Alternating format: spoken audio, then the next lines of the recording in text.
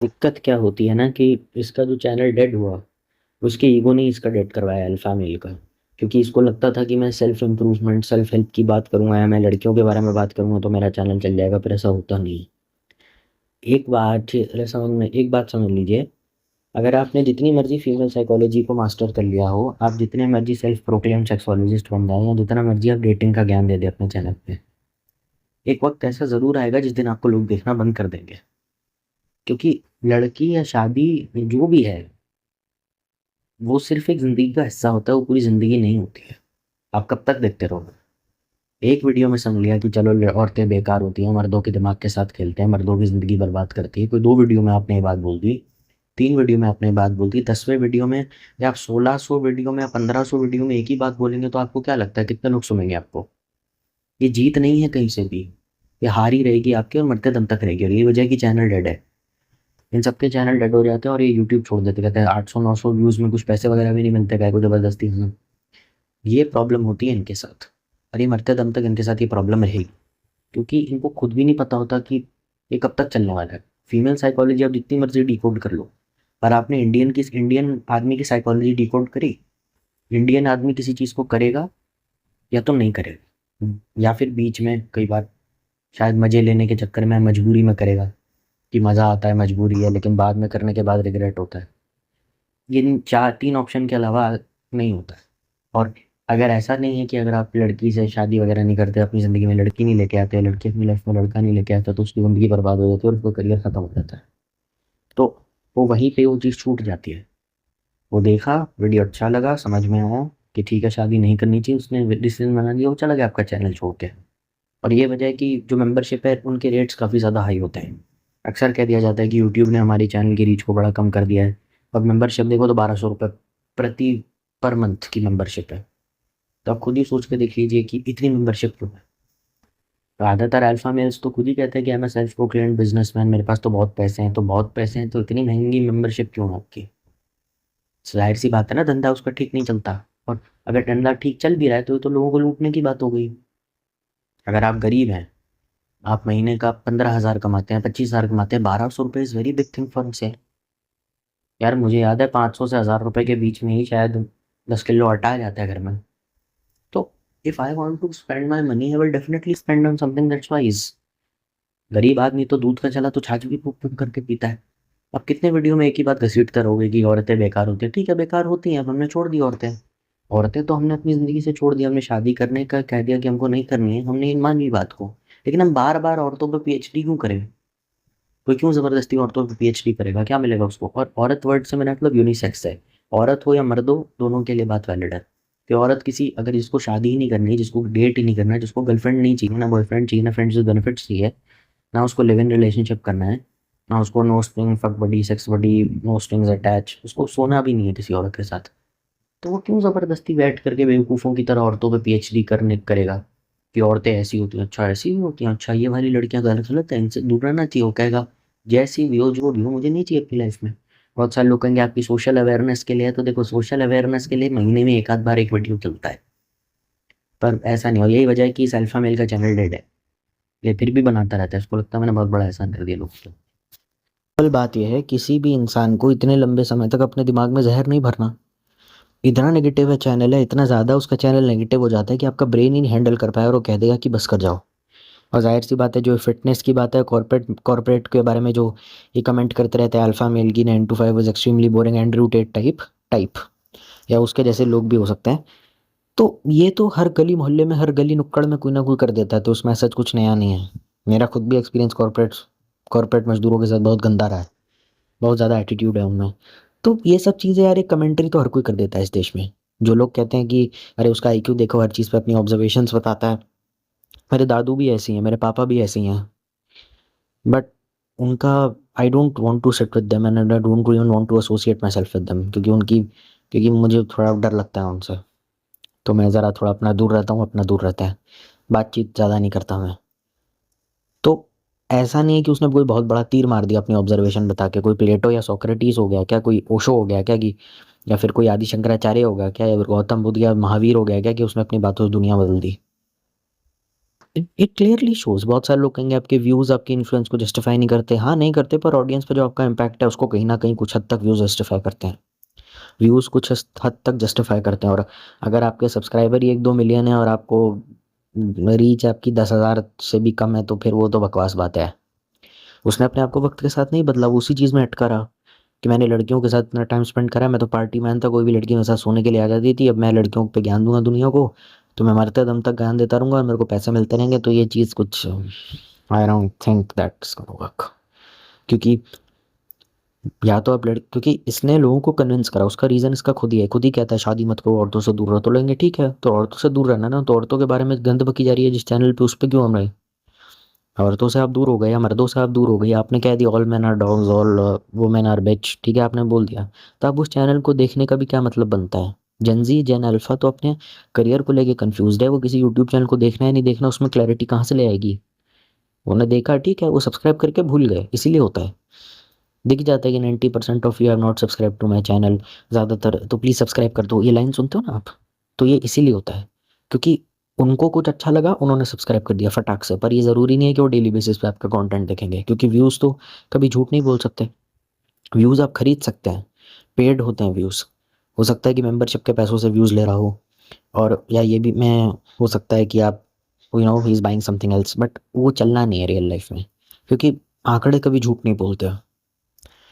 1000 views हैं, किसी के 1000 व्यूज़ हैं, किसी के 500 व्यूज़ हैं, किसी के 10 व्यूज़ हैं, किसी के 9000 व्यूज़ हैं, और चैनल पे सब्सक्राइबर 1 मिलियन, और इस बात को फ्लॉन्ट करता रहता है कि देखो मैंने तो 1-2 साल की मेहनत के अंदर ही अपना चैनल मोनेटाइज़ करवा लिया। तो ये चीज़ें कुछ ख़ास मैटर करती नहीं।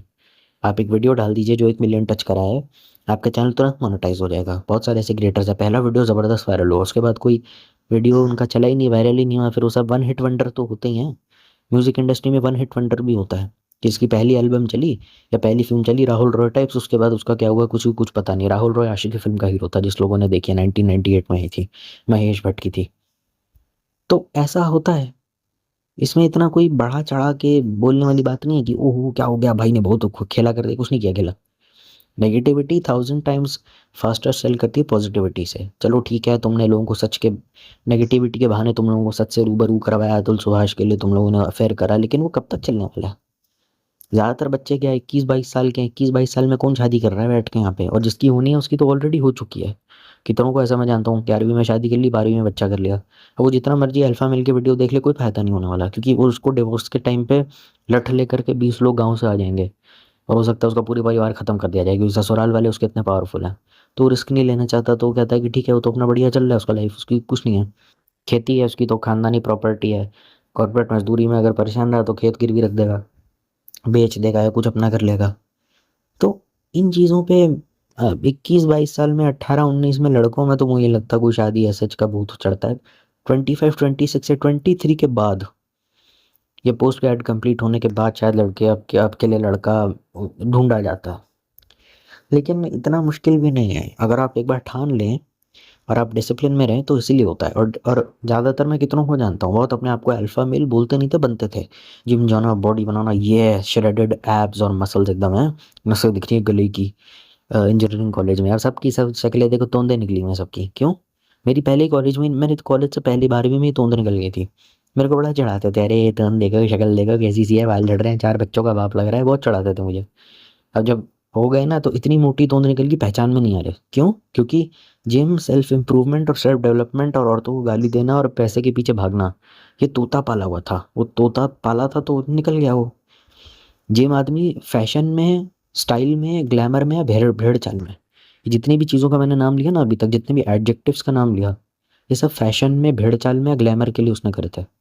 वो सब चीज़ें छूट गई, अब भैंस हो गया। मैंने कहा चल बे साले, आया बड़ा ज्ञान देना था। मैं हँसता हूँ उनको देख के, वो आँख नहीं मिला पाते उनमें से कोई मेरे से, क्योंकि मैं नेचुरल रहा। क्योंकि मुझे पता था किसी चीज़ का शौक है ना, तो शौक उतर भी जाएगा। जिम आप डिसिप्लिन के लिए जाते हो, और जिम चले जाने से पहली बात तो, अगर आपका बॉडी काउंट 1000 से भी ऊपर है, 100 से भी ऊपर है, या फिर 150 से भी ऊपर है, या मान के चले तो 4 है, 5 है, 6, 7, 8, 9, 10, 11, 12, 60, 70 जो भी है, तो number of times you have sex with someone, उसके बारे में कोई बात नहीं करता। बॉडी काउंट करता रहता है। ठीक है भाई, चलो आप 4 औरतों के साथ सो गए, हो सकता है बॉडी काउंट एक ही हो, लेकिन उस औरत के साथ आप 15-20 बार सो चुके हो सकता है। मतलब 3-4 साल के अंतराल में आप 15-20 बार उसके साथ सो चुके हो।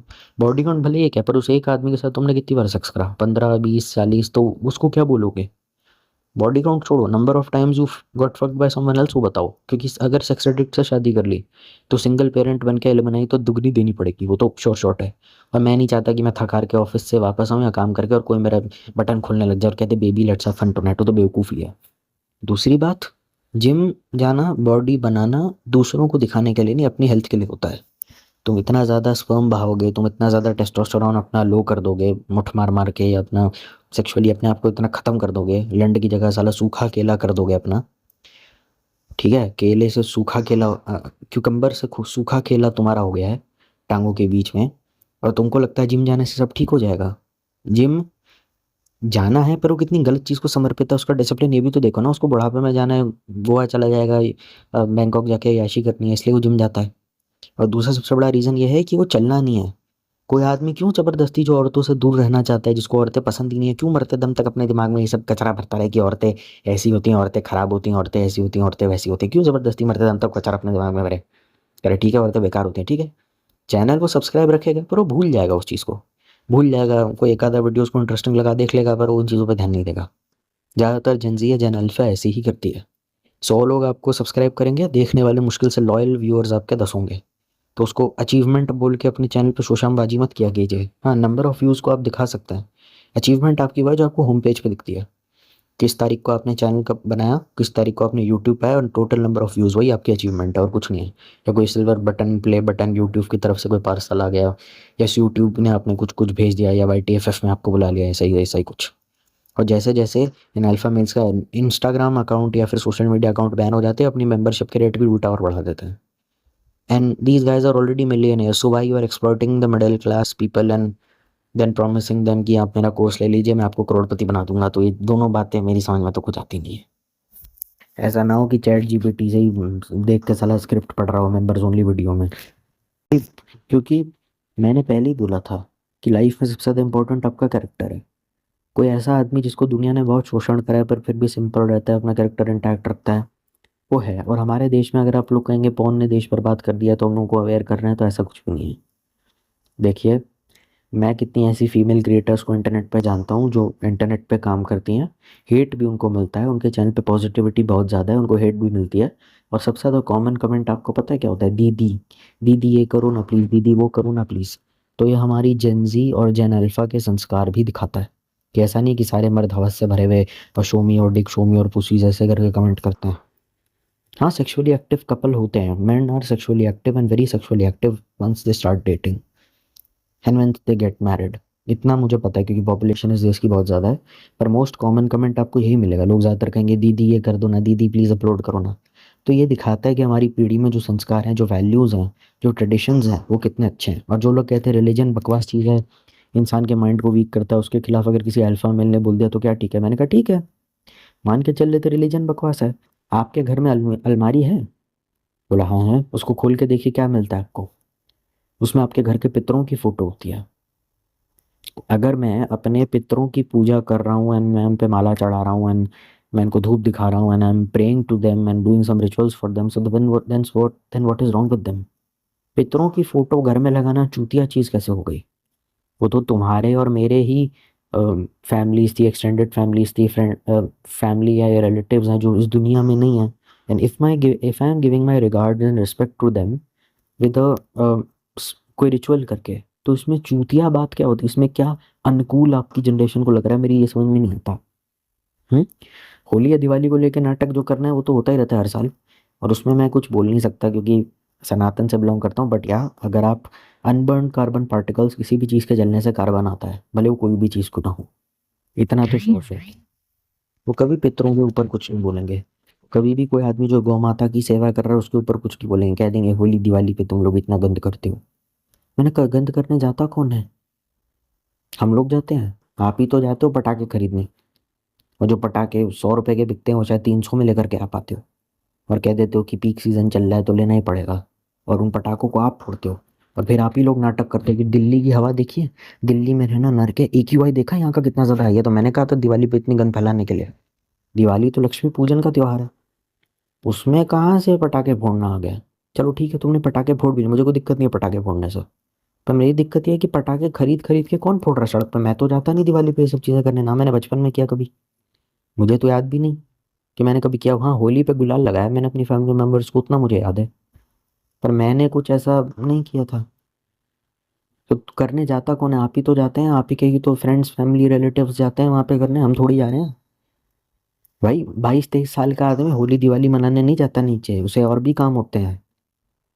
हम उम्र हो गई अब हमारी, हम थोड़ी करते हैं ये सब चीज़ें, बचपन में भी नहीं करते थे। मेरा कोई दोस्त भी नहीं था, ना मुझे पढ़ाई का शौक था ना कोई खेलकूद का शौक था। अगर मैं अपनी पर्सनल बात करूँ तो होली दिवाली मनाने मैं कभी गया ही नहीं। एक आध बार जब 4-5 साल के थे, नहीं, हाँ तब गए होंगे, जब मैं 10 साल से, मुझे तो 7 साल की उम्र तक मैं जाता था, क्योंकि I was in a nuclear family, तो जाहिर सी बात है दादू दादी मेरठ में रहते थे, तो पेरेंट्स मुझे घर में अकेला छोड़ नहीं सकते, तो नहीं चले जाते थे मेरे को। वो खुद पटाखे फोड़ते थे अपने हाथों से। तो I can not say that my father and my mother are absolutely idiot for doing all this crap, for following all this religious crap. तो मैं ऐसा नहीं कह सकता। मैं कितने ही ऐसे लोग दिखा दूंगा जो साइंस बैकग्राउंड से बिलोंग करते हैं और गीता पढ़ते हैं, क्योंकि उन्होंने कहा है गीता ने हमारी ज़िंदगी बदली है। और कितने ही ऐसे फिलोसोफर्स हुए हैं जिनको बड़ी बड़ी जगह बुलाया जाता है। ये एक स्पेसिफिक रीज़न और है कि अल्फा मेल कभी ग्रो नहीं कर पाते। Pseudo alpha males, not alpha males. क्योंकि वो मरते दम तक वही रहा, छोटे से स्टूडियो में, छोटे से सेटअप में, वहीं पे माइक लगा के पिछवाड़े में रोड का ठूसा हुआ है और उसमें बकवास किया जा रहा है कुछ ना कुछ। जो बड़े बड़े फिलोसफर्स होते हैं, जो बड़े बड़े स्पीकर्स होते हैं ना, उनको टेडेक्स पे बुलाया जाता है, अमेरिकन यूनिवर्सिटीज़ में बुलाया जाता है, कॉलेज में बुलाया जाता है, ऑफिस में बुलाया जाता है कि आप आइए स्पीच दीजिए, कुछ गाइडेंस वगैरह दीजिए यूथ को। उनका बैकग्राउंड 100% स्पिरिचुअल रहता है, तो उनकी बात लोग सुनते भी हैं, क्योंकि वो ग्रोथ का साइन होता है। कहाँ उसने स्टार्ट करा था एक छोटे से कमरे में प्लास्टिक की चेयर पे बैठ के, और आज देखो उसको, मतलब एग्जाम्पल के लिए बोल रहा हूँ, एनआईटी ट्रिची, एनआईटी ट्रिची करके है कुछ, या आईआईटी भुवनेश्वर है, या आईआईटी बॉम्बे, ऐसी ऐसी जगह उसको बुलाया जाता है। नहीं, आचार्य प्रशांत की बात नहीं कर रहा हूँ। मतलब इस गधे को कोई नहीं बुलाता, ये ऐसी बेवकूफ़ों की तरह पड़ा है। Oxford, London, Oxford, Harvard, Stanford, Wharton, Wales, इन इन जगहों पे इन लोगों को बुलाया जाता है कि लोग वहाँ पे स्पीच देते हैं, और कैंपस में ही रहने वाले बच्चे इनका इंटरव्यू करते हैं, और फिर वो समझाता है कि देखो ये है। तो जाहिर सी बात है ना, this is what growth is all about, कि लोग आपको सुनना चाहते हैं, आपके एक्सपीरियंस को ग्रैब करना चाहते हैं। बेवकूफ़ को देखो, 10 साल पहले भी माइक लेके बकवास कर रहा था अपने अंधेरे से भरे कमरे में अपने स्टूडियो में बैठ करके, शिकार फूकते फूकते आज भी वही बकवास कर रहा है। और जिम जाके सेहत बनाना और सिगरेट पी करके लंग्स को डैमेज करना, दोनों में कनेक्शन क्या है पहले तो मेरे को ये बताओ। जिम आदमी सेहत बनाने के लिए जाता है, लेकिन सिगरेट पिएगा तो कैंसर होगा, फेफड़े खराब होंगे, तो दोनों चीज़ मुझे समझ में नहीं आई। ये कौन सी सेहत है, मेरी समझ में नहीं आता। ये कौन सा स्टाइल है, ये मेरी समझ में नहीं आता। बॉडी आप जिम जा करके बना लोगे बिना स्टेरॉइड के, नेचुरल जो भी है, मतलब जैसा भी आप बना लोगे, लेकिन फेफड़े तो आप नए कहाँ से लाओगे? लंग्स आप नए कहाँ से लाओगे? लंग्स में इन्फेक्शन हो गया या लंग कैंसर हो गया, तो फिर उसके इलाज में जितना प्रोटीन पे पैसा नहीं खर्च करते, जिसमें पूरी फैक्ट्री आ जाती है प्रोटीन की, इतना तो आपके कैंसर का इलाज हो जाता है। तो ये क्या बात होती है कि हम जिम जाके सेहत बना रहे हैं और सिगरेट भी पी रहे हैं, दारू भी पी रहे हैं, चिकन भी खा रहे हैं, शराब भी पी रहे हैं? तो ये कौन सी सेहत है? यूट्यूबर की भी ग्रोथ होती है, आपकी भी एज अ ऑडियंस ग्रोथ होती है, और यूट्यूबर की भी ग्रोथ होती है। उसको कहते हैं वास्तविकता में सेल्फ डेवलपमेंट। वो 10 साल पहले भी वहीं सड़ रहा था, आज भी वहीं सड़ रहा है, इसको ग्रोथ नहीं बोलते, इसको स्टैग्नेंसी बोलते हैं। बहुत सारे लोग कहेंगे लुक एट हिज प्रोडक्टिविटी, कितना ज़्यादा काम वो करता है। अरे मैंने एक एक दिन में 6-6 वीडियो अपलोड किए हुए हैं, तुम किससे बात कर रहे हो? मैंने कभी घमंड करा इस चीज़ का प्रोडक्टिविटी का? ये प्रोडक्टिविटी के साथ साथ इनोवेशन भी लगती है। ज़्यादातर जो लोग हैं अपने चैनल पर सब कुछ क्यों करते हैं, व्लॉग्स भी बनाते हैं, वाइन्स भी बनाते हैं, रोस्ट भी करते हैं, रिएक्शन वीडियोस भी बनाते हैं, क्यों करते हैं? ताकि उनके व्यूअर्स को कहीं और जाने की ज़रूरत ना पड़े, क्योंकि उन्हें पता है कि जल्दी जल्दी चली जाएगी। आप किसी के निजी जीवन के बारे में बात कर रहे हैं या कुछ भी नॉर्मल मसाला कंटेंट बना रहे हैं, तो इनोवेशन भी बहुत ज़रूरी है। वो इनोवेशन नहीं होगी तो लोग चले जाएंगे। क्रिएटिविटी, इनोवेशन, प्रोडक्टिविटी, तीनों को साथ में चलना होता है। तुम खाली वीडियो ठोकते चले जाओगे तो पता नहीं लोग टिकेंगे भी, पर तुमको ओवररेटेड बोलना शुरू कर देंगे, या फिर व्यूज़ ही नहीं आएंगे। सब्सक्राइबर होंगे मतलब शायद 2 लाख समथिंग एंड ऑल, और व्यूज़ आ रहे हैं 1000, 1200 या फिर 12,000, तो क्या है, क्या है? कुछ भी नहीं आता इन चीज़ों में। तो इसीलिए कहा जाता है दिमाग का सोच समझ के सही इस्तेमाल करना चाहिए। सिर्फ बोलने के लिए नहीं बोलना चाहिए। बोल रहे हैं तो दिल से बात निकलनी चाहिए, भले ही वो बात आपको लगे क्या बकवास बोला मैंने, पर फिर भी दिल से बात निकलनी चाहिए। वो दिल से लगेगी, दिल पे असर करेगी। दिमाग से बोलोगे, दिमाग पे कुछ वक्त के लिए असर करेगा, फिर दिमाग तो भूल जाएगा चीज़ को। इसीलिए कहा जाता है, इसीलिए 90s का म्यूजिक लोगों को इतना याद रहता है, क्योंकि दिल से लिखते थे। लिरिसिस्ट हो रहा है, म्यूजिक डायरेक्टर हो रहा है, पता नहीं चलेगा या नहीं चलेगा, गाना स्टार डाल दो पिक्चर में। थिएटर में जाके देखा तो लोग रो रहे हैं, जैसी वो लाइन आ रही है लोग रो रहे हैं, लोगों का आंसू निकल रहे हैं बुरी तरीके से। वो उन गानों को आज भी सुनते हैं और कहते हैं वैसे पहले जैसा म्यूजिक आज की डेट में आता ही नहीं था। क्यों नहीं आता था? क्योंकि दिल से बोला, दिल पे किया। अब वो हो सकता है कि आपने कुछ बात दिल से बोली और आपको लगे क्या बकवास है, लेकिन जब फिर से आपने उस चीज़ को सुना आपको लगा ये ठीक है। तो ये होता है, बोलने के लिए बोलना और दिल से, दिल में कुछ ख्याल है उसको बोलना, और इस तरीके से बोलना कि आप अपने आप को बस शब्दों के जरिए पिरो करके आपने अपने आप को दे दिया ऑडियंस को। Pouring your heart out to the audience, दोनों में फ़र्क होता है। और जब आप जितना मर्जी कर लो, जब आप ये करते हो ना, तो सही गलत के और व्यूज़ कितने हैं उसकी परवाह भी नहीं होती ऑनेस्टली। कितने व्यूज़ आए, कैसा क्वालिटी में, जैसा है बना के डालते हैं। सबसे बड़ा रीज़न ये होता है कि जो सारे लोग कहेंगे अरे तुमने देखा नहीं फलाना ढिमका ने अल्फा मेल को, उसका इतना बड़ा बिजनेस है, पता नहीं किसी प्रेस्टिजियस यूनिवर्सिटी से वो डिग्री लेकर के आया, उसका वेबसाइट है उसमें बहुत सारी चीज़ें लिखी हुई हैं। तो भाई शाहरुख खान जब सड़क से गुजरता है ना, तो उसको दुनिया को बताना नहीं पड़ता कि उसने ज़िंदगी में क्या क्या उखाड़ा है। लोग उसको बोलते हैं कि तू एक्टर है, तू सुपरस्टार है। ठीक है, शाहरुख खान तुमको अच्छा नहीं लगता, रणवीर सिंह या रणवीर कपूर जो भी है, हाँ जो भी है ना उसका, रणबीर कपूर, हाँ जो भी है, उसको दुनिया को बताना नहीं पड़ता कि मैं क्या हूँ, मैंने क्या अचीव करा, मैंने क्या उखाड़ा है लाइफ में। दुनिया बोलती है। और मान के चल लेते हैं not every one can be famous like film actors, पर अगर आप वैसे भी चले जाओ, जैसे मैं थिएटर करने गया था एक बार मंडी हाउस में, तो वहाँ मुझे एक अंकल दिखे, मेरे को बड़े फैसिनेटिंग से लगे। तो मैंने पूछा इनको एक्टिंग आती है? कहते बड़े बड़े लोग इनके पैर छूते हैं, मनोज वाजपेयी के सीनियर थे ये, सरकारी नौकरी करते, दो बच्चों के बाप है, रिटायरमेंट हो गए, मतलब फुल टाइम थिएटर नहीं करते, मतलब कोई बार ऐसा कुछ कर लेते हैं। तो लोग बोलते हैं कि क्या काम किया सर आपने। दुनिया को नहीं बताना पड़ता अपनी वेबसाइट बना करके कि देखो मेरा नाम ये है, मैंने ये उखाड़ा है। वो किसी स्पोर्ट्स में बहुत बड़ा उसने कुछ उखाड़ा है, और वो ऐसा स्पोर्ट है जिसको गवर्नमेंट ऑफिशियली स्पोर्ट रिकॉग्नाइज ही नहीं करती। तो उसने उखाड़ा क्या है? क्योंकि सरकारी देश की रिकॉग्नाइज करने से मना कर रही है। पर दिक्कत क्या है, वो जितना बड़ा होता जाएगा ना आपसे उतने और पैसे मांगेगा। मुझे समस्या यहाँ होती है। बहुत सारे लोग कहेंगे बड़ा पैसे मांग रहे तो क्या दिक्कत है, ठीक है तू मैं मेरे को कर पेटीएम 15,000 कर जरा, मैं तेरे को डाइट प्लान के साथ साथ जिम का डाइट प्लान भी दूंगा, और साथ में मैं तेरे को ये भी बताऊंगा how to boost your YouTube channel. 2 million से 15 मिलियन एक दिन में, कर 10,000 पेटीएम। बड़े बड़े यूट्यूबर्स तो 80-80 हज़ार तक ले लेते हैं, मैं तो खाली 15 मांग रहा हूँ, क्या हो गया? मार्केट रेट है, डिस्काउंट दे रहा हूँ, मना नहीं करना। तुम करो, तुमने अपनी लाइफ में इतना उखाड़ा है कि तुम्हें लोगों को गिना गिना के बताना पड़ता है कि देखो मैंने ये उखाड़ा है, और अपने चैनल के डिस्क्रिप्शन में लिखना पड़ता है या फिर वेबसाइट पे लिखना पड़ता है। ये क्या कर रहे हो? कौन कौन देख, किसको क्या मतलब है तुमने क्या उखाड़ा है लाइफ में? किसी का हेल्प हो रहा है, वो तुमको दुआएं दे रहा है, अच्छी बात है। लेकिन ज़्यादातर लोग ऐसे ही करते हैं, आर्ट को अपने मास्टर कर लो, उसके बाद लोगों को लूटो। तो ये चीज़ कहीं कुछ चलती नहीं है, और ये वजह है कि बड़े बड़े क्रिएटिव लोग भी, जो उनके पास बहुत टैलेंट स्किल होता है, एक्सपीरियंस होता है, वो गिर जाते हैं, वो कभी आगे नहीं बढ़ पाते, उनका टाइम खराब हो जाता है। क्यों होता है? क्योंकि वो दूसरों को लूटने में लगे होते हैं, अपने आर्ट को बेचने में कम लगे होते हैं। वो जितना मर्जी अच्छा सिंगर हो, जितना मर्जी अच्छा बोलता हो, आदि शंकराचार्य की बराबरी या बुद्ध की बराबरी कौन कर सकता है? किशोर कुमार या मोहम्मद रफ़ी की कौन बराबरी कर सकता है? वो दुनिया को बताते थे hello myself name is Kishore Kumar, मैंने इतनी फलानी ढमकानी पिक्चरों में गाना गाया। किशोर कुमार रिकॉर्डिंग रूम में आते थे, एक टेक में गाना डन और चले भी जाते थे। उनको दुनिया को बताना ही नहीं पड़ता मैं किशोर कुमार हूँ। तो ये चीज़ें होती हैं, दिखता है कौन पेट किशोर कुमार ने बहुत अच्छी लाइन बोली थी कि पेट से गाना और पेट के लिए गाना दोनों में फ़र्क होता है। या पेट से काम करना या दिल से काम करना, और घर चलाने के लिए काम करना, दोनों में अलग होता है। और जब वो काम करते हैं ना तो दिखता है आदमी का। तो दुनिया को जो दिखा रहा है ना कि मैंने देखो ये उखाड़ा है, तुम मेरे चैनल पे हो, I have done this, I have done that, बकवास है। He is trying to sell himself as a product. If you find the goods and services useful then you can use it. पर इतना मत करो कि show off करने का ज़्यादा जरूरत नहीं है, इंडियन स्पेस का उतना असर नहीं होता है। Nobody has the time to appreciate your what you have achieved. हाँ अचीव करा है, तुम्हारे पेरेंट्स फ्रेंड्स फैमिली रिलेटिव्स खुश होंगे, पर किसी को उतना मतलब नहीं है। उनको मतलब eventually everything comes to money होगी। जितनी मर्जी तुम मेडल लगा लो, जितनी मर्जी कुछ लगा लो, पैसा नहीं है तो फिर क्या है? नेशनल लेवल के एथलीट्स को तांगा चलाना पड़ता है, तांगा चलाना पड़ता है नेशनल्स खेले हुए लोग। क्यों? क्योंकि पैसा नहीं है। Eventually your entire achievement is just money and materialism as per society. उसके बाद तुम अपनी अचीवमेंट प्रोजेक्ट करते हो ग्लैमर के साथ, तब लोग उसको कहेंगे हाँ इसने कुछ अचीव करा, वरना वो तुमको सीरियसली लेंगे भी नहीं।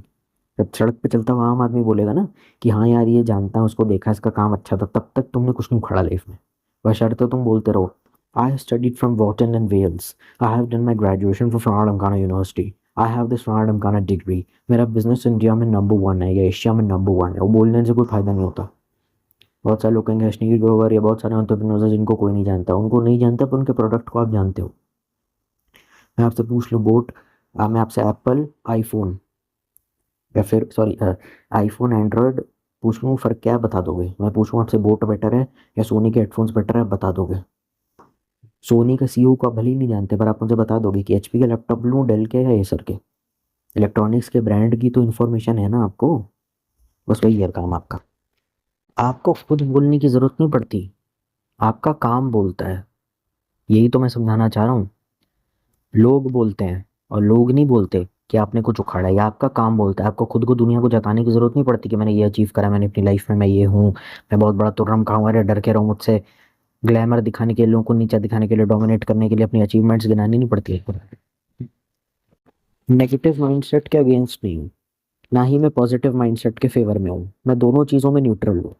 आपको नेगेटिव रहना है आप नेगेटिव हो सकते हैं, पॉजिटिव होना है पॉजिटिव हो सकते हैं। पर नेगेटिव होना और बदतमीज होने में बहुत फर्क होता है।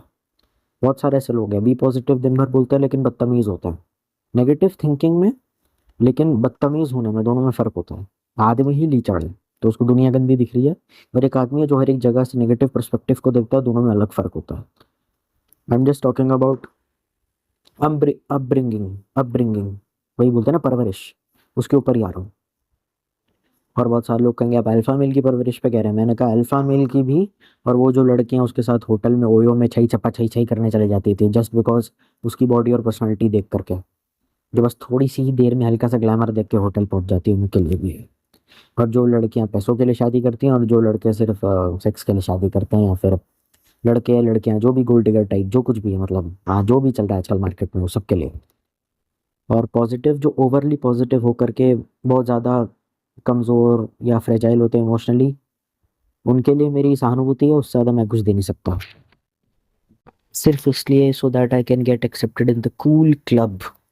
मुझे जेंजी का वैलिडेशन मिल जाए, जेन अल्फा का वैलिडेशन मिल जाए, मैं थोड़ा ज़्यादा स्टड लगूँ और लोग कहें you are the dude, you are the dude with a lot of attitude. मैं इसीलिए I won't abuse anyone simply for the sake of that. पर अगर मान के चले तो अब्यूज़ करके हम सच लोगों के सामने ला भी रहे हैं तो इवेंचुअली उससे उसको हटाना भी पड़ता है। ऐसा नहीं है कि आप औरतों से नफरत कर रहे हो तो मरते दम तक औरतों को गाली दे रहे हो। घूम तो तुम्हारे दिमाग में अभी भी औरत ही रही है ना। तो मैं बस यही कह रहा हूँ, मैं सिर्फ कूल बनने के लिए या फिर जेंजी या जेन अल्फा का वैलिडेशन पाने के लिए अपने जो संस्कार हैं, जो वैल्यूज़ हैं, उनको हम ये नहीं कह सकते कि घटिया है, कचरा है, बेकार है। ठीक है, मतलब मुझे कोई दिक्कत नहीं है बड़े बुजुर्गों के पैर छूने में, मुझे कोई प्रॉब्लम नहीं।